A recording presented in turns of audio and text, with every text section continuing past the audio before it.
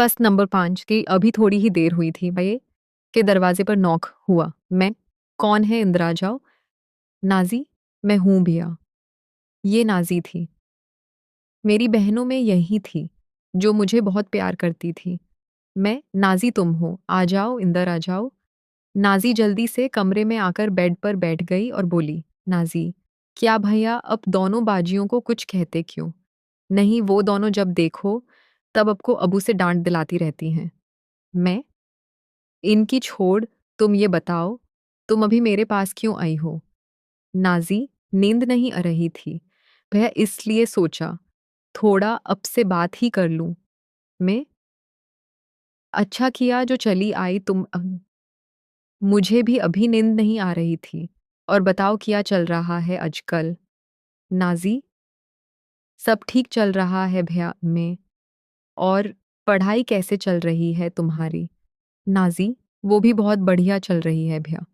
इसी तरह में। और नाजी ने काफी देर ढेर सारी बातें की और जब उसे नींद आने लगी तो वो गुड नाइट बोलकर वो सोने चली गई। वरना मैं भी आज बहुत थका था और सोने की कोशिश कर रहा था, पर नींद नहीं आ रही थी, तो मैंने अपना मोबाइल उठाया और नूशी को फ़ोन किया, लेकिन उसने भी फ़ोन नहीं उठाया।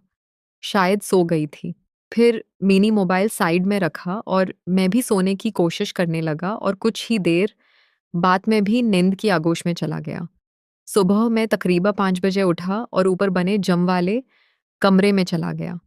मैंने करीब 1 घंटे तक जम किया और फिर 15-20 मिनट आराम किया। जब मैं जम करके कमरे से बाहर निकला तो सुबह की 6:30 हो रही थी और सब ही घर वाले उठ गए थे। जब मैं जम करके बाहर निकला तो महनौर बाजी ऊपर छत पर टहल रही थी। उन्होंने रोज की तरह एक नाइटी पहनी हुई थी। मैं उनको लगातार घूरता रहा।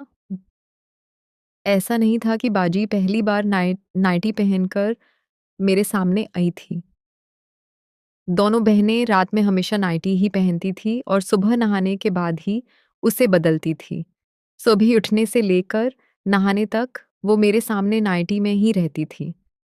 लेकिन मेरे लिए ये आम बात थी, मेरे मन में उन दोनों के लिए कभी कोई गलीज़ सूच नहीं आई थी। लेकिन कल दोस्तों के साथ हुई बातचीत और मोबाइल पर घरेलू कहानियां देखी थीं और फिर रही सही किसर नोशी ने ये कहकर पूरी कर दी थी कि उसकी सहेली का बॉयफ्रेंड अपनी ही बहन से अपने मनपसंद काम करता है। ये सब बातों के बाद मेरा अपनी बहनों के लिए नज़रिया थोड़ा बदलने लगा था और यही वजह थी कि आज मैंने अपनी सबसे बड़ी बहन, जिसकी शादी हो चुकी थी और एक 2 साल का बच्चा भी था, उसको बदनज़र से देखने लगा। कुछ देर तक वो छत पर टहलती रही और मैं उसको देखता रहा। जब काफ़ी देर बाद मैंने वहाँ से नज़र हटाकर उसके चेहरे की तरफ देखा तो वो मुझे गुस्से से देख रही थी, जिसे देखकर मैं चौंक पड़ा और अपनी नज़र उन पर से हटा ली। महनौर बाजी, बाकी तेरी नज़र कहाँ थी? मैं, कहीं भी तो नहीं बाजी, मैं तो आपको ही देख रहा था। महनवर बाजी, मुझे देख रहा था कि कुछ और देख रहा था? गुस्से में, मैं, नहीं बाजी, मैं तो आपको ही देख रहा था। महनवर बाजी ने चौनका मुझे देख लिया था, इसलिए मेरे बहानों का उन पर कोई असर नहीं हो रहा था। तो उन्होंने चलाकर कहा, महनौर बाजी, तू कितना आवारा हो गया ही, बाहर तक तो फिर भी ठीक था। लेकिन अब तू इतना शैतान हो गया है कि अपनी बहन को भी बदनज़र से देखने लगा है। रख जा, भी पापा को बताती हूँ तेरे ये करतूत। मैं, नहीं बाजी, मैं सच कह रहा हूँ, अब घूम रही थी तो मैं आपको देख रहा था, बस और कुछ नहीं। महनौर बाजी, मैं सब जानती हूँ, मैं तेरी रग रग से वाकिफ हूँ, तो क्या देख रहा था? ये मुझसे छिपा नहीं है। मैं अभी अबू आने को सब बताती हूँ। जब मैंने देखा कि मेरी किसी बात पर बाजी को भरोसा नहीं हो रहा है और वो अबू को बताकर ही मानेगी, तो मैंने सूरी मांग लेने में ही अपनी भलाई समझी। मैं, इनके पैर पकड़कर, प्लीज बाजी अबू को मत बताना। महनौर बाजी, क्यों ना बताऊं, तूने हरकत ही ऐसी की है। मैं अबू को बताकर ही रहूंगी। मैं, सूरी बाजी, गलती हो गई जो मैंने ऐसे देखा, अब आगे से ऐसी गलती नहीं होगी। मैं लगभग रोने वाला हो गया था, शायद बाजी को मेरे ऊपर तरस आ गया था, तो उन्होंने कहा, महनौर बाजी, ठीक है, ये पहली और आखिरी बार है जो मैंने तुझे माफ़ किया, लेकिन आगे से तूने ऐसी कोई भी हरकत की, तो मैं अबू को बताने में देर नहीं करूँगी। और इतना कहकर वो वहाँ से नीचे चली गई। मैं उन्हें जाते हुए देखता रहा। थोड़ी दूर जाने के बाद उन्होंने पीछे मुड़कर देखा, तो मैंने अपनी निगाह उनसे हटा ली। लेकिन शायद उन्होंने ये भी देख लिया कि मैं उनको जाता देख रहा था। तो उन्होंने गुस्से से कहा, "मेहनौर बाजी, तू अपनी हरकतों से बाज नहीं आएगा ना? रिक, अब तो अबू को बताकर ही रहूँगी।" मैंने रौनी सूरत बनाकर हाथों से कान को पकड़कर इशारे से सूरी बोला और अबू को न बताने के लिए कहा। लेकिन बाजी बना कोई जवाब दिए ही नीचे चली गई और मैं अपनी हालत पर ऊपर ही खड़ा रहा। अब मुझे नीचे जाते हुए भी डर लग रहा था कि कहीं अबू की मार न पड़े। इसलिए मैं वापस छत पर ही बने कमरे में आ गया और बेड पर बैठ गया। सुबह की लगभग 8 बजे तक मैं ऊपर ही बैठा रहा। जब मैं नीचे नहीं गया तब नूरी बाजी मुझे ढूंढते हुए ऊपर आई। शायद उम्मी ने उन्हें मुझे बुलाने भेजा था और बोली, "नूरी बाजी, तू अभी तक यहाँ क्या कर रहा है?" जब मैंने अपनी नज़र रिवाज की समत में घुमाई तो मेरे दिल की धड़कन बहुत तेज हो गई। मेरे जवाब न देने पर उन्होंने कस नंबर 3 मेरे दिमाग में उस वक्त वही दोस्तों की बातें और गूगल सर्च पर देखी गई कहानियां ही घूम रही थीं। मैं सोचने लगा, क्या वाकई में ऐसा हो सकता है? क्या कोई भाई बहन आपस में ये काम कर सकते हैं? क्या कोई बाप अपनी बेटी से इस तरह मिल सकता है? क्या कोई माँ अपने बेटे से ये रंग रलियां मना सकती है? यही सब बातें सोचकर मेरा दिमाग खराब हो रहा था। मुकम्मल मैंने अब अपने दोस्तों के साथ ना बैठना और वहाँ से निकल गया। जब मैं वहाँ से निकला तो शाम के 7 बजने वाले थे। वहाँ से निकलने के बाद मैंने अपनी गर्ल फ्रेंड नूशी को फ़ोन किया। मैं हेलो नूशी, हाँ बोलो। मैं कहाँ है तू? नूशी, घर पर हूँ।